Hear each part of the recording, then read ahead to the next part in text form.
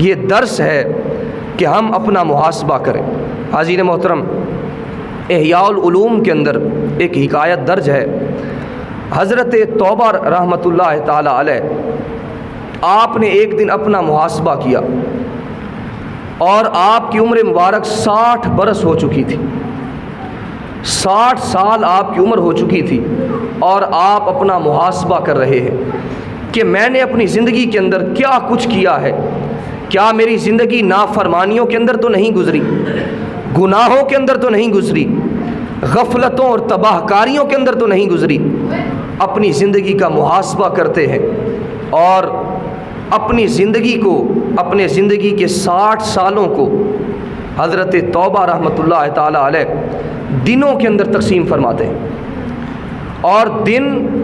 21,500 بنتے ہیں۔ 60 سال آپ کی عمر ہے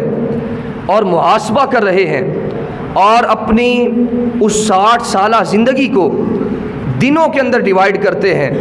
اور آپ کے دن 21,500 بنتے ہیں۔ جب آپ یہ سوچتے ہیں کہ 21,500 دن میں نے اپنی زندگی کو بسر کیا ہے، اپنی زندگی کو گزارا ہے،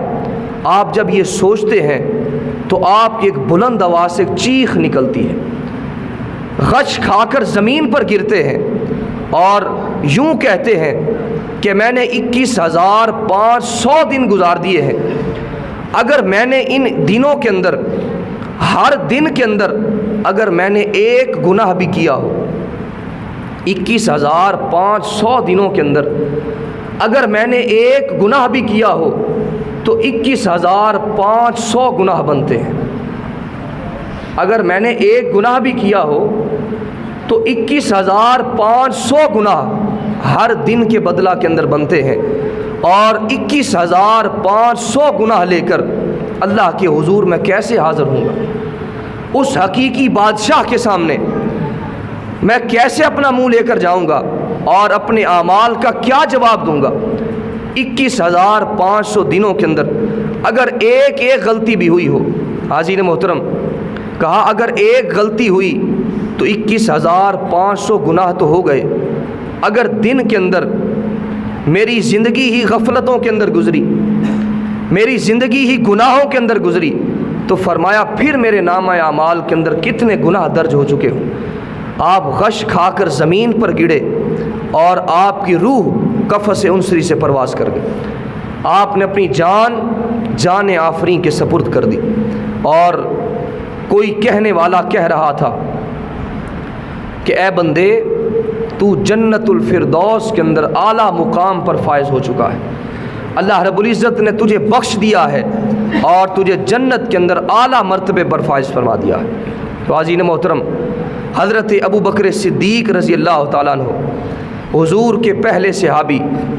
اور خلیفہ اول بلا فصل، یار غار یار مزار،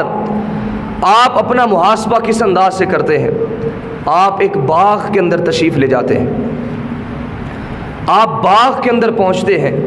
اور آپ کی نظر ایک درخت پر پڑتی ہے۔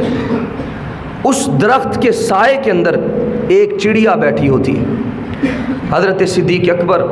رضی اللہ تعالیٰ عنہ، آپ جب اس چڑیا کو دیکھتے ہیں تو آپ ایک آہ سرد نکالتے ہیں، ایک ٹھنڈی آہ نکالتے ہیں،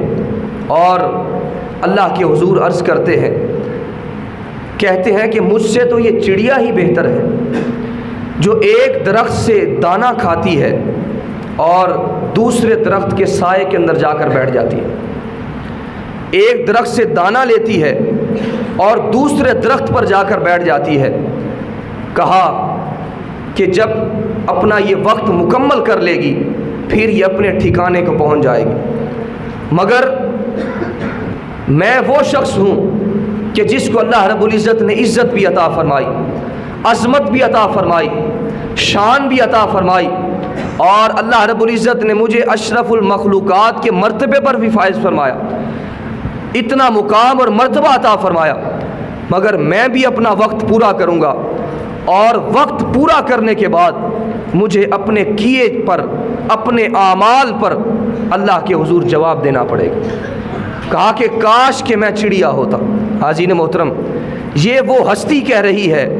جو آقا کریم علیہ السلام کی سنگت کے اندر، حضور کی صحبت کے اندر، حضور کی معیت کے اندر، حضور کی رفاقت کے اندر آپ کے شب و روز گزرا کرتے تھے۔ حضور کے ساتھ آپ کا نشست و برخاست ہوتی، اٹھنا بیٹھنا حضور کے ساتھ ہوتا، مگر آپ کی خشیت الہی کا عالم دیکھیے، گریہ و زاری آہ و بکا کا عالم دیکھیے کہ اللہ کے حضور یہ عرض کرتے ہیں کہ مولا کاش کہ میں چڑیا ہوتا، مجھے اپنے اعمال کا جواب تو نہ دینا پڑتا۔ تو عزیز محترم ذرا اندازہ کیجئے، اپنے اعمال کا محاسبہ کیجئے کہ ہم نے کتنی زندگی گزاری اور اس زندگی کے اندر ہم سے کیا خطائیں سرزد ہوئیں، کیا گناہ سرزد ہوئے۔ پورا مہینہ گزر گیا اور جتنی زندگی بھی گزر گئی، اگر اب بھی